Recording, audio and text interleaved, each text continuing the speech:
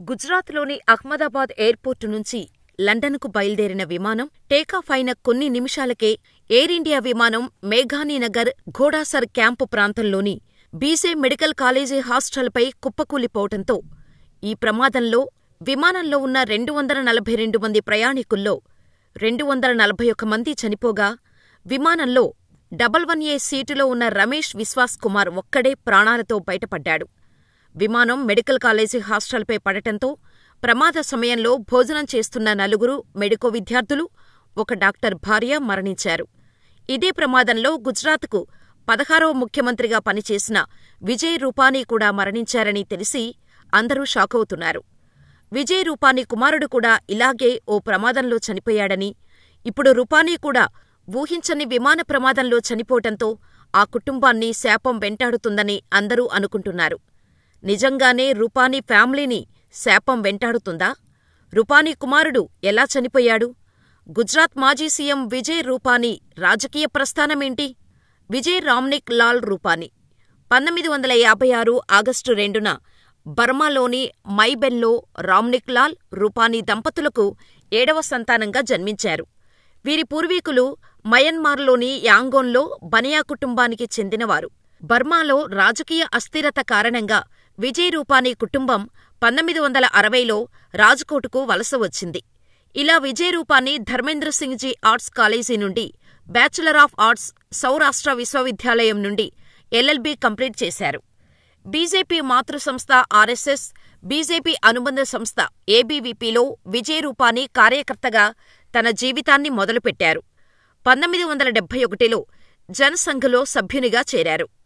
ఇలా భారతీయ జనతా పార్టీ స్థాపించిన మొదటి రోజు నుండి పార్టీలతో మంచి సంబంధాలు కలిగి ఉన్నారు రూపానీ.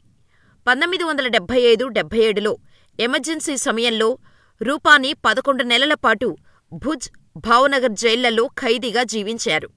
1978 నుండి 1981 వరకు ఆర్ఎస్ఎస్లో ప్రచారకగా పనిచేసిన ఆయన 1987లో రాజ్కోట్ మున్సిపల్ కార్పొరేషన్ కార్పొరేటర్గా ఎన్నికయ్యారు. ఇలా రాజకీయ ప్రస్థానాన్ని ప్రారంభించిన రూపానీ 1988 నుండి 1996 వరకు ఆర్ఎంసీ స్టాండింగ్ కమిటీ చైర్మన్గా బాధ్యతలు నిర్వహించారు.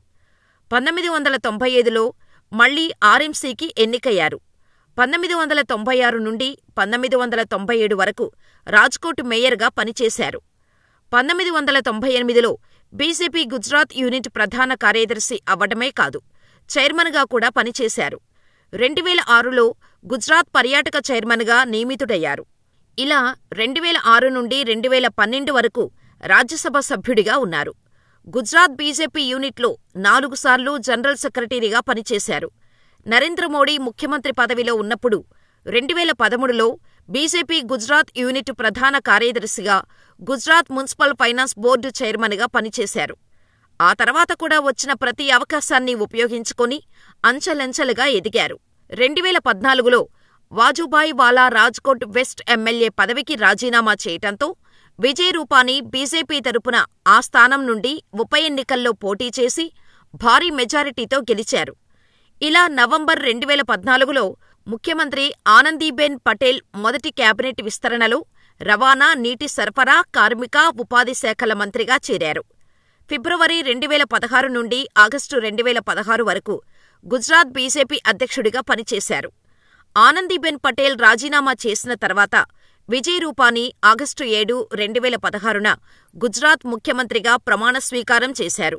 2017 గుజరాత్ శాసనసభ ఎన్నికల్లో రాజ్కోట్ వెస్టు నియోజకవర్గం నుండి ఇండియన్ నేషనల్ కాంగ్రెస్ అభ్యర్థి ఇంద్రనీల్ రాజ్యగురును ఓడించి గెలిచారు. 2017 డిసెంబర్ 26న రెండోసారి ముఖ్యమంత్రిగా ప్రమాణ స్వీకారం చేశారు. ఈ టైంలో నితిన్ పటేల్ ఉప ముఖ్యమంత్రిగా ఉన్నారు. ఇలా రూపానీ సీఎంగా ఉన్న టైంలో గుజరాత్లో 6000 గ్రామాలను డిజిటల్ హైవేతో అనుసంధానించారు. ఉజాలా యోజన కింద ఎల్ఈడీ బల్బుల ధరలను తగ్గించారు. 2021 సెప్టెంబర్ 11న ఆయన ముఖ్యమంత్రి పదవికి రాజీనామా చేశారు. దీని తర్వాత భూపేంద్ర పటేల్ ముఖ్యమంత్రిగా నియమితులయ్యారు.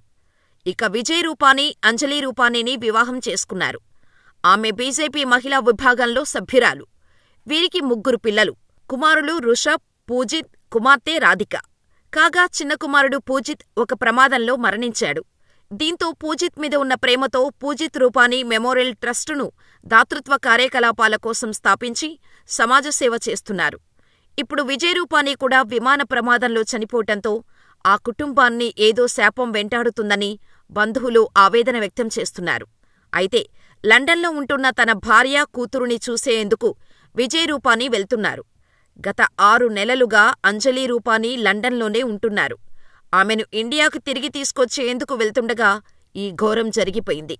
ఇలా సామాన్య కార్యకర్త నుంచి గుజరాత్ ముఖ్యమంత్రిగా ఎదిగిన నాయకుడు విజయ్ రూపానీ.